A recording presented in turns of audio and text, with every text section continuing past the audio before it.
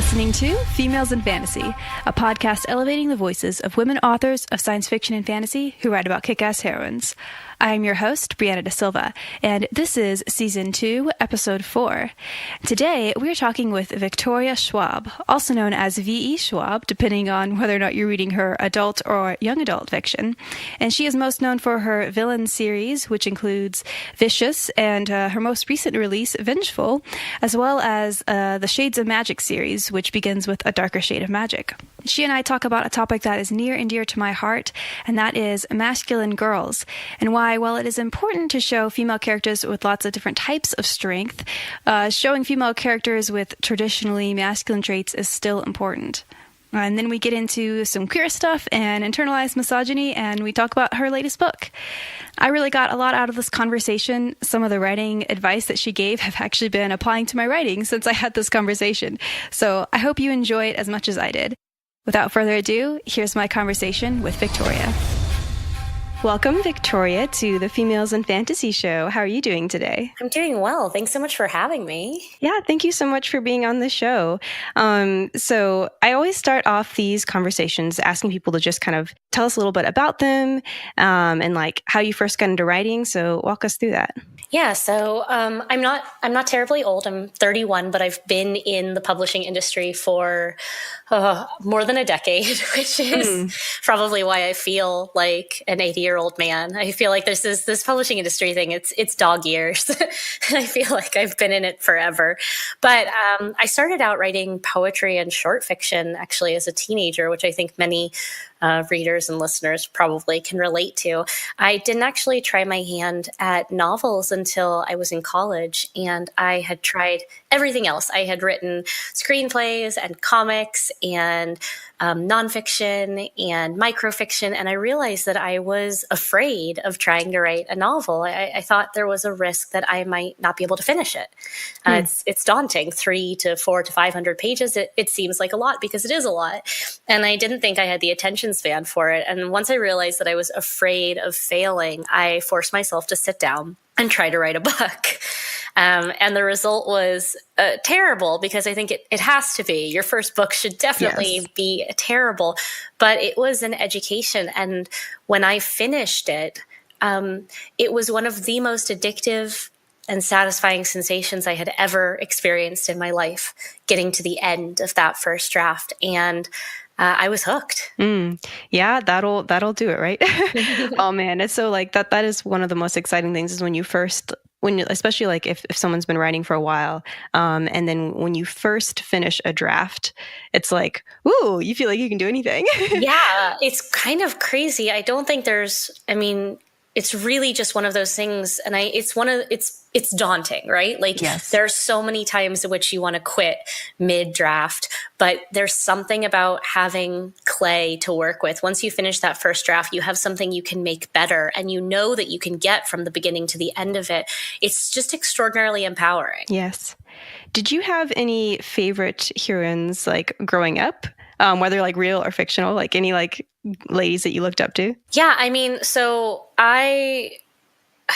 this is a hard question for me. I definitely had like a lot of gender issues with myself growing up because a lot of the characters and figures that I looked up to were men. And they were men because those were the characters that were given the badass roles. Those were the characters that were given all of the abilities, and women were so hypersexualized that it felt like their only power was in their femininity. And I was really not very feminine. And so it's something at 31, I'm still definitely unpacking. But I will say that one of the female characters that changed a lot of that for me was Alias. Jennifer Garner's character, Sydney Bristow, was one of the first times that I saw a female an actress and a character that embodied all of these things that I had always loved, the action and the spy and the physicality and the drama.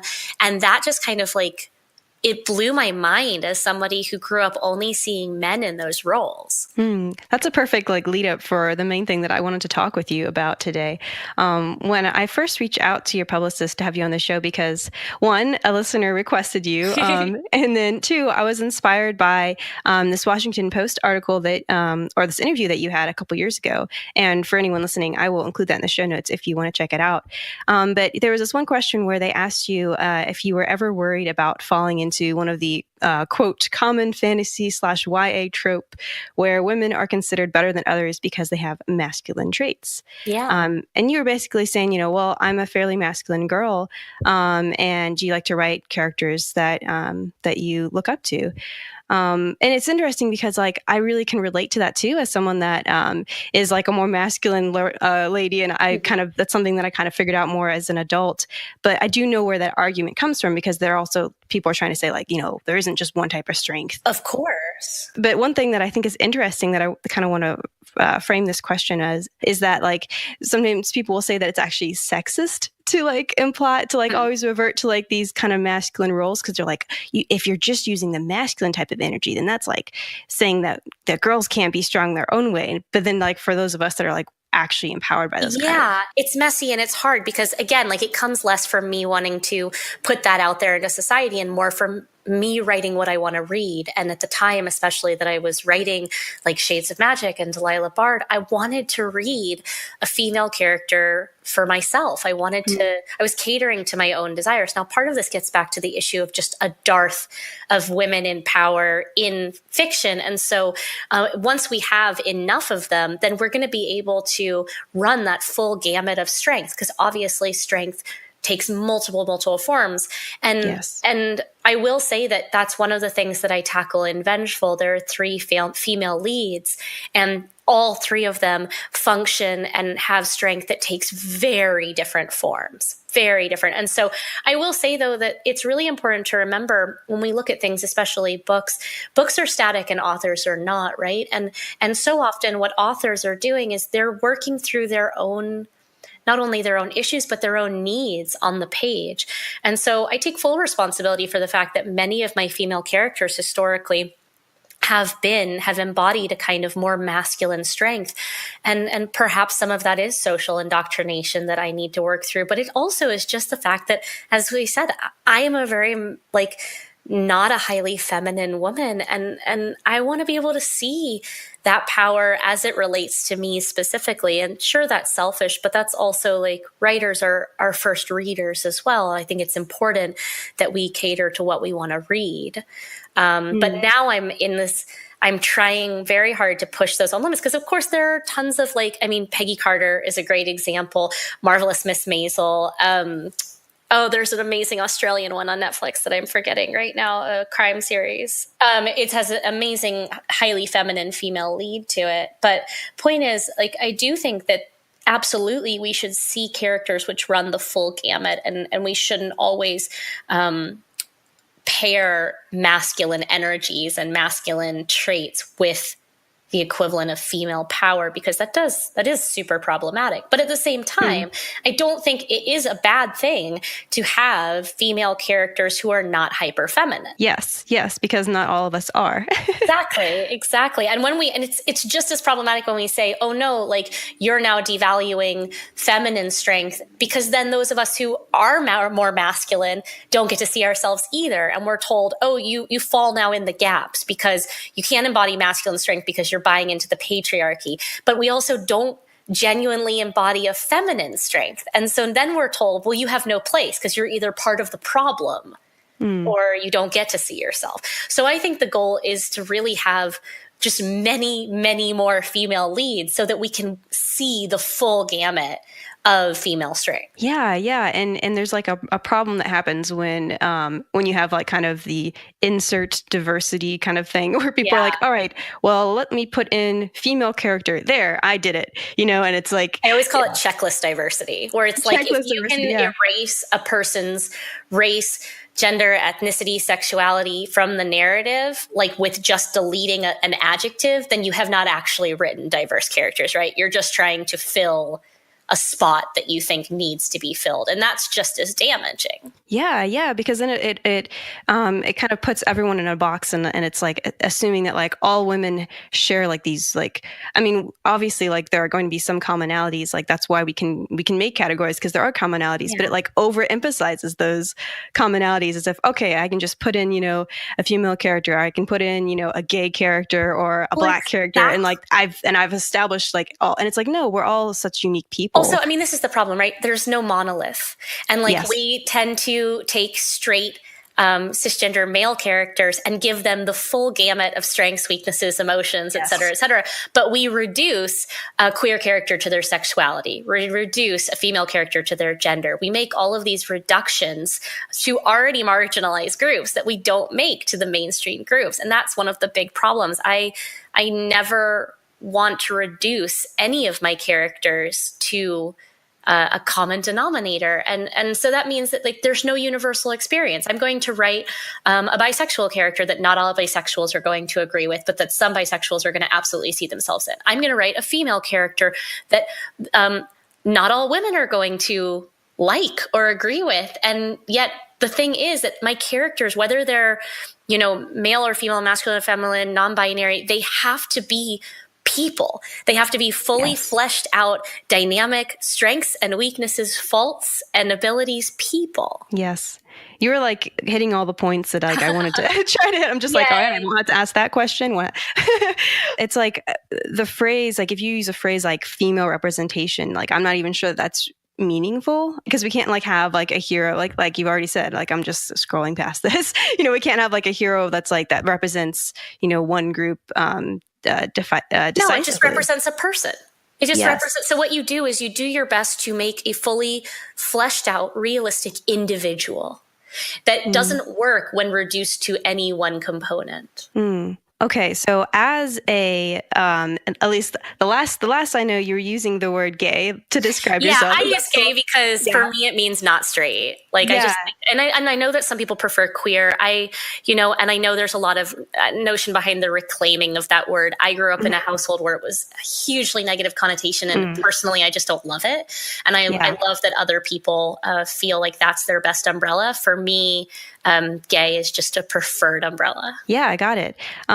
So as a gay woman, as a woman that's attracted to women, do you have like any like specific kind of opinions on that kind of representation? Like, do you see gay or sapphic women that are there certain kind of tropes? Like, do you see like other kind of like commonalities that are happening, and like any sort of gaps in showing that full?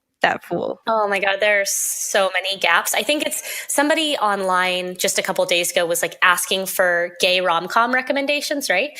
And there were all of these fabulous like gay guys and bi men and women. And then they were like, okay, but what about lesbian rom-coms? And it was just like dead silent. Like there's such a dearth of representation, or I'm so tired of the tragic queer, like this idea that like when gay members of the queer community don't get to have happy endings, don't get to have simple love stories, it has to be tragedy porn.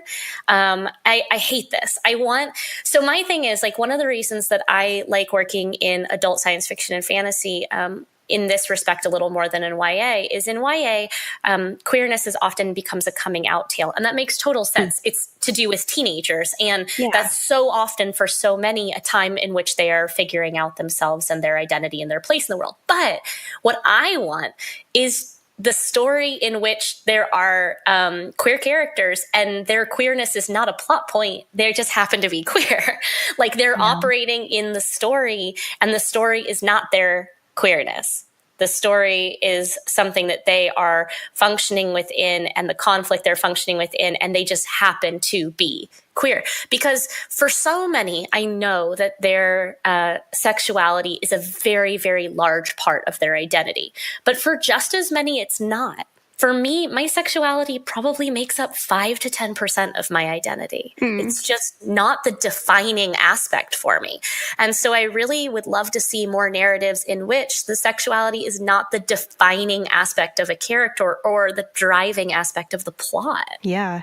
Oh yeah, I can relate to that too. I really hunger for having stories like, with like a romance between two women where one, there's a happy ending. Cause there's so many times where like I hunt down something to watch, like a movie or something, and then I'm like, oh great, it's gonna be one of those endings. Like that's the opposite of what I needed right now. And then two, it's just like, can that just be part of the background? Like, can it not be like, all of the drama and the like that's related to the fact that that they're gay, rather than like having like gay people will just have normal lives, or go on adventures or whatever. I definitely feel like the vast majority of characters I write are queer, and that's whether they're in seemingly heteronormative relationships or in overtly homosexual relationships. I don't subscribe to the binary idea that like you're either gay or you're straight. I think that mass majority of us fall in love with a person first and a gender second. And so for that, I just try to, I say not jokingly that almost all of the characters in my books are pretty fluid, in that like, even if they seem to be with one person, it's definitely fathomable with their identity and their personality that they would be with another. And so I just try to push my readers to not buy into this assumption that, for instance, that just because Kel and Lila are together in the Shades of Magic series, that Lila wouldn't also be very attractive to a powerful woman in that world. She's attracted to power, or that like, I don't want people to make these automatic assumptions about any of the characters, because it's reductive. And I think and unless it's a crucial element of the plot, you're probably not going to find out in clear cut terms any characters defining sexuality, because I don't think it is defining. Yeah.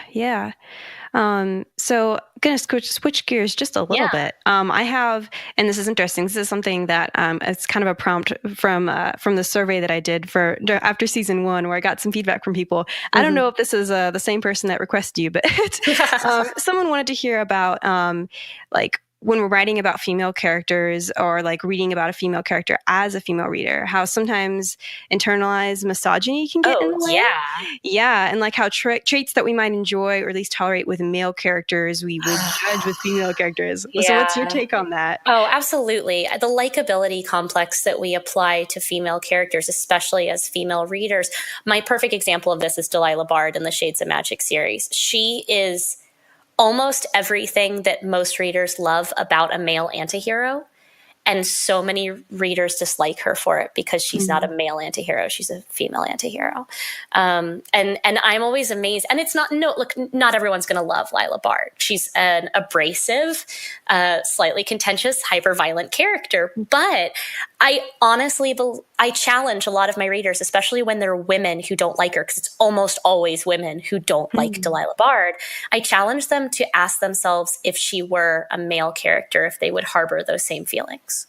Because a lot of the remarks that I see by female readers made towards Delilah Bard are of the sort that I have a very hard time believing they would dislike her in the same ways and for the same reasons if she were a man. Yeah. It's interesting how, like, you can have certain traits that, we see as kind of charming or kind of like fun when it's a male character, but then the exact same thing can be with a female character, and all of a sudden they're annoying and bossy, rather than like confident and quirky. Yeah, they call her a bitch. They call her annoying. They call her like, they just don't like her. And half the time they can't even articulate why. And that's why I challenge them to sit down and say, look, every single one of these traits that she has are archetypal for like male antihero tricksters. They're bold to the point of brazenness. They're independent. They're selfish. They're ambitious.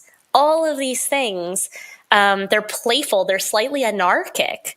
And for some reason, when I give it to a 19-year-old girl, all of a sudden she's annoying. Mm-hmm. Where do you think that comes from? What is it that, like, where does that kind of internalized misogyny come from? Is it just cultural signals around us, or what do you think? I think so. I think it is. I think, honestly, it's the same reason that I had a hard time giving you a female character that I grew up liking. Because, like, what we're trained to like in male characters, what we're trained to excuse and permit and even think is fun and sexy and quirky and the bad boy, we're not trained to think that way for women. We're not trained to see, we don't have an equivalent term for the bad boy love interest for a woman, you know? Yeah. Like it's just gets down to that whole, I can't remember which advertisement. It's probably like a hair advert. It was probably like a hair company that did an advertisement where it took all of the, like, you put men and women in the same circumstance in terms of like powerful, ambitious CEOs and things, and all of the language surrounding them changed, the ways they were described and the descriptors, like what we see for men as powerful, we see for women as bitchy. You know, what we see, like we have a positive, negative dichotomy based along gender lines. Yeah. And for someone that's listening that maybe is a writer and they want to be able to help subvert these kind of messages and like turn them on their heads, like what would be some advice that you would give them? What do you think about that? Well, one, be aware of them, be self-aware, and be constantly questioning the choices that you make for your characters. Be they male, female, non-binary, like ask yourself what informs their choices. And also I think I'm always challenging writers to look at their assumptions. So look at their defaults. Look at how we default when we're writing, when we automatically make a character male instead of female based on their role in the story or their traits. So part of it is a self-awareness from the creator's perspective.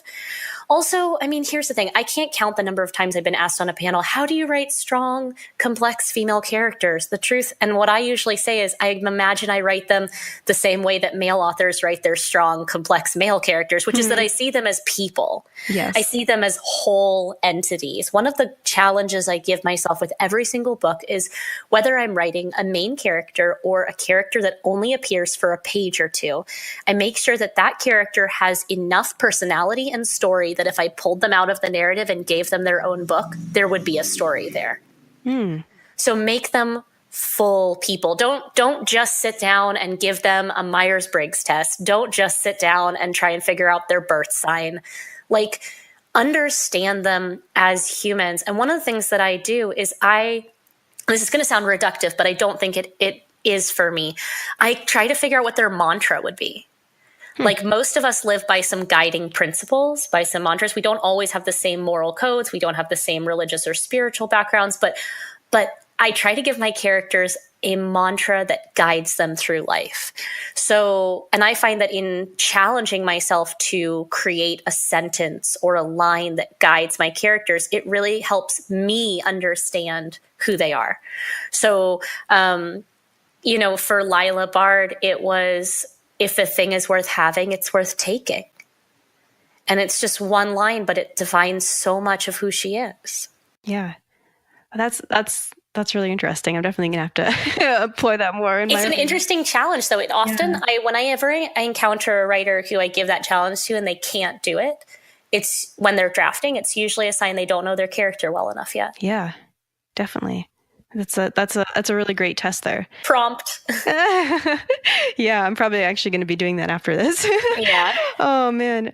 Okay, so Vengeful. You mentioned it earlier. While we were recording this, that is going to be coming out in a couple weeks. By the time this interview goes live, it will have been out for a few weeks.